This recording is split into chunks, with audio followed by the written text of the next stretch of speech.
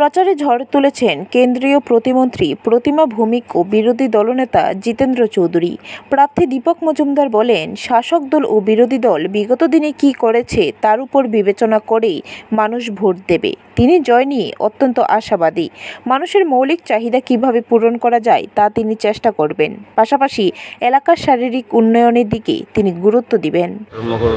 বিধানসভা অন্তর্গত 17 নম্বর ওয়ার্ডের 44, 45 ওয়ার্ডের বুথগুলি আমরা বাড়ির প্রচারে যাচ্ছি। আমাদের সঙ্গে আমাদের ওয়ার্ডে যে কর্পোরেটর আছেন, এখানে যারা নেতৃত্বরা আছেন, বুথ প্রেসিডেন্ট সহ সবাই কার্যকর্তারা, ডিস্ট্রিক্ট রাজ্যের নেতৃত্বরা আমার সঙ্গে বের হচ্ছেন। বাড়ি বাড়ি আমরা যাচ্ছি, ব্যাপক সাড়া এবং উৎসাহ লক্ষ্য করছি।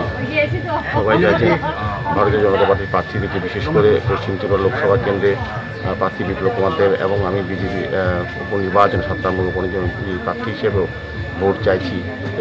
এদিকে বিরোধী দলনেতা জিতেন্দ্র চৌধুরী বলেন, এই সরকার গত 10 বছর ধরে দেশ ধ্বংস করার জন্য কী লীলা করেছে তা দেশবাসী দেখছে। আপনাদের সমর্থন চাইছে আশিস কুমার সাহা, আপনাদের সমর্থন চাইছে চলছে। গরিব মানুষের অবস্থা কিরকম আপনারা জানেন। গোটা দেশের মধ্যে গরিব মানুষ খারাপ অবস্থার মধ্যে।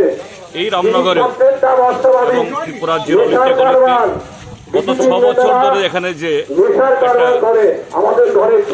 অসম্ভব ধরনের একটা পরিবেশ চলছে, এ থেকে ত্রিপুরাকে মুক্ত করার জন্য। তবে জয় নিয়েই দুই দলই আশাবাদী, কিন্তু কাজের নিরিখে মানুষ ভোট দেবে। ব্যুরো রিপোর্ট, খবর ত্রিপুরা।